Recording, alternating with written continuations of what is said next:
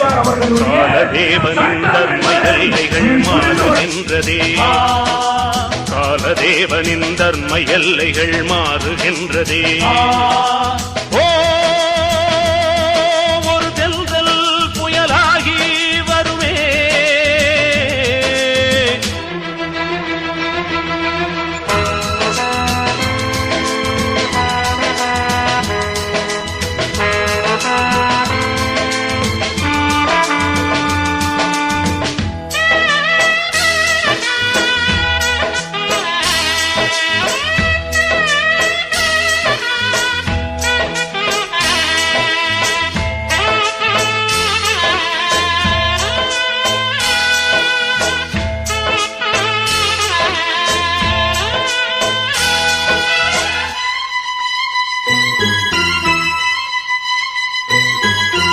அடுக்களை துடைப்பதும் படுக்கையை விரிப்பதும் அது பெண்ணின் தொழில் இல்லையே.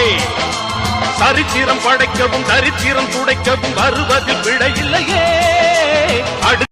ஆயிரு காரியம் வாய்க்கும். நீங்கள் அதிகமாக நேசிக்கிற எங்கள் நல்ல பிதாவே, இந்த நாளில் ஆண்டவரை இத்தனை நாள் ஆண்டவர் வெயிலிலும் மழையிலும் நாங்கள் எதற்கு போராடுகிறோம்? எதற்கு ஆண்டவரை? ஒருத்தர் அழைக்க இல்லை, ஒரு குடும்பத்தை அழிச்சு போட இல்லை, ஒரு ஆண்டவர் ஒரு மனுஷனை கொடுப்பத இல்லை சாமி.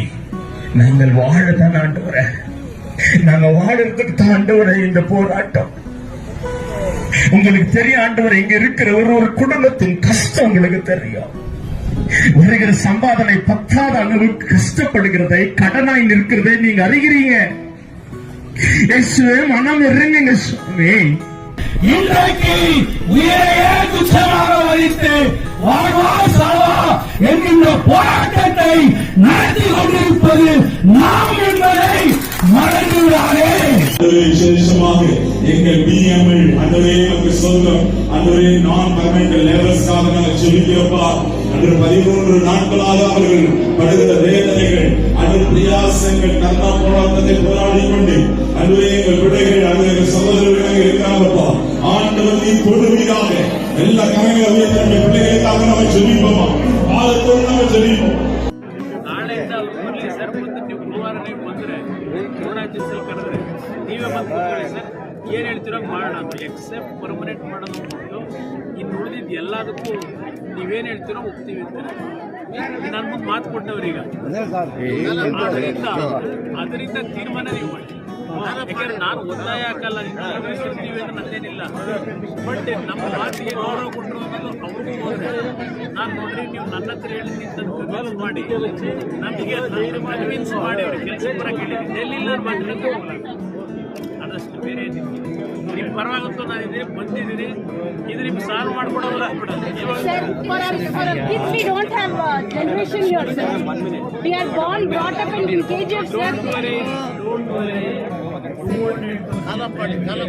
ನನಗೆ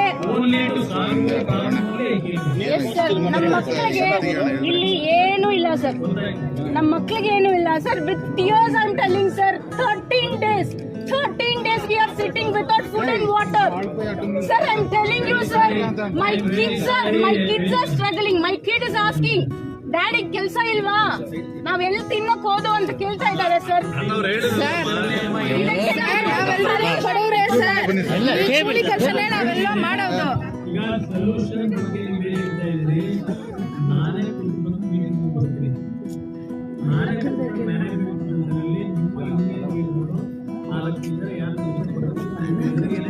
ಚರ್ಚೆ ಮಾಡಿ ಯಾವ್ಯಾವ ಟಾಪಿಕ್ ಸಾಲ್ವ್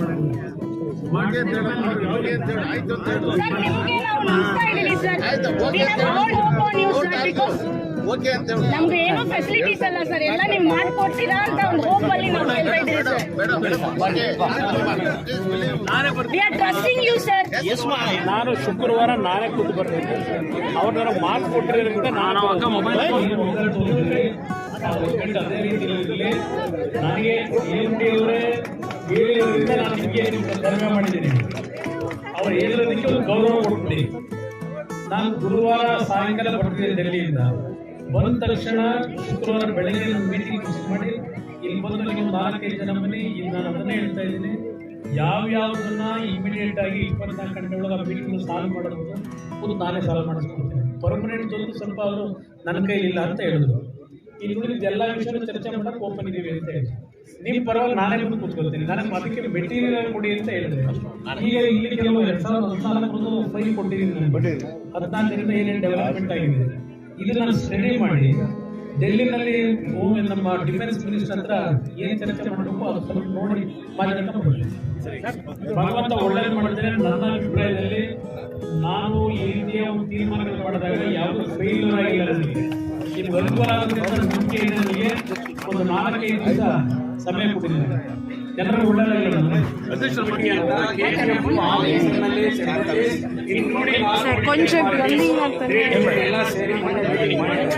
ತಾವು ಬರ್ತಾ ಇರೋದು ನಮ್ಗೆ ತುಂಬಾ ಸಂತೋಷ. ತಾವು ಡೆಫಿನೆಟ್ ಆಗಿ ಇದನ್ನ ಸಾಲ್ವ್ ಮಾಡ್ತೀರಿ ಅಂತ ಆಶ್ವಾಸ ನಮಗೆ ಇದೆ. ಯಾಕಂದ್ರೆ ನಮ್ಮ ತಂದೆ ಪ್ರಧಾನಮಂತ್ರಿ ಆಗಿದ್ದಾಗ ಬಿಜೆಪಿ ಎಷ್ಟು ಮಾಡಿದ್ದಾರೆ ಅನ್ನೋದು ಕೂಡ ನಮಗೆ ಇದೆ.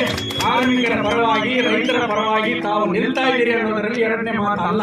ಇಲ್ಲಿ ಏನಂದ್ರೆ RMC ಮುಂದುಗಡೆ 3 ತಿಂಗಳಿಂದ ಇಡೀ KGF ಕೋರ್ಟ್ನಲ್ಲಿ ನ್ಯಾಯಾಧೀಶರು ಡೈರೆಕ್ಷನ್ ಮಾಡಿದ್ರು ಕೂಡ ಮ್ಯಾನೇಜ್ಮೆಂಟ್ ಒಂದು ನಾಮಕಾವಾಸಿ ಕೂಡ ಅಟ್ಲೀಸ್ಟ್ ಪ್ರೆಸೆಂಟ್ ಆಗಿ ವಾಟ್ ಈಸ್ ದೇರ್ ಗ್ರೀವೆನ್ಸ್ ಅಂತ ಕೇಳೋದಕ್ಕೆ ಸಿದ್ಧತೆ ಇಲ್ಲ ಸರ್.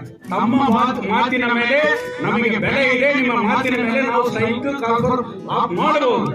ಬಟ್ ಅವರು ನಾಟ್ ಈವನ್ 1 ಸಿಟ್ಟಿಂಗ್ ಕೂಡ RMC ಹತ್ರ ಬಂದಿಲ್ಲ. ನಾವು ಚರ್ಚೆ ಮಾಡ್ತೀವಿ. ನಮ್ಮ ಮಾತಿಗೆ ನಾವು ಬೆಲೆ ಕೊಡ್ತೀವಿ. ಸಾಲಿಡಾರಿಟಿ ಕಮಿಟಿ ಡಿಸಿಷನ್ ತಗೋತೀವಿ. ನಿಮಗೆ ವಿರೋಧವಾಗಿ ನಾವು ಯಾವತ್ತೂ ಕೂಡ ನಡೆಯೋದಿಲ್ಲ. ಈ ಇಶ್ಯೂ ತಮ್ಮಿಂದಲೇ ಸಾಲ್ವ್ ಆಗಬೇಕು. ಇದೇ ಜಾಗದಲ್ಲಿ ತಾವೇ ಬಂದು ಅನೌನ್ಸ್ ಮಾಡಿದ್ರ KGF ಜನ ಯಾವ ಚಿನ್ನದ ಜನ ಅನ್ನೋದು ನಿಮಗೆ ಪ್ರೂವ್ ಆದ್ದರಿಂದ ನಾವು ವಿರೋಧವಾಗಿ ಸ್ಟ್ರೈಕ್ ಕಂಟಿನ್ಯೂ ಮಾಡ್ತೀವಿ ಅಂತ ತಮಗೆ ಹೇಳ್ತಾ ಇಲ್ಲ. ನಾವು ಕೂಡ ಕೂತ್ಕೊಂಡು ಈ ಜನರು, ಇಡೀ KGF ಜನರು, ಇಡೀ ಕೋಲಾರ ಕ್ಷೇತ್ರದಲ್ಲಿ ಇರತಕ್ಕಂತ ಹಲವು ಜನ ನಮಗೆ ಬಂದು ಆಶ್ವಾಸ ಕೊಟ್ಟಿದ್ದಾರೆ. ನಾವೇನೋ ತಾವು ಬಂದಿದ್ದೀರಿ ಒಪ್ಕೊಂಡು ಹೋಗ್ಬಿಟ್ಟಿವಿ ಅಂತ ನಾಳೆ ನಮ್ಗೇನಾದ್ರೂ ಪ್ರಾಬ್ಲಮ್ ಬಂದ್ರೆ ಅವ್ರು ಬರೋದಿಲ್ಲ. ಆದ್ರಿಂದ ನಾವು ಕೂತು ಮಾತಾಡಿ ಚರ್ಚೆ ಮಾಡ್ತೀವಿ.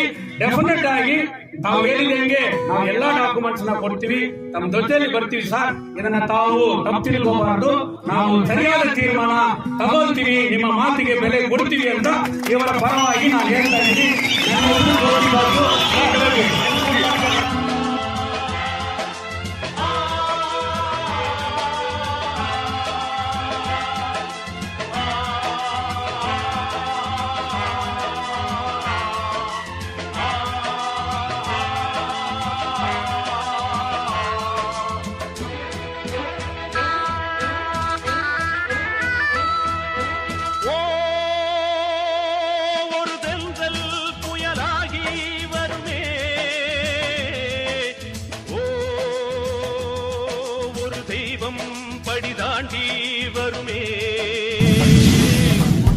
ದಿನದ ಹೋರಾಟವನ್ನು ಹಮ್ಮಿಕೊಂಡಿದ್ದೀವಿ.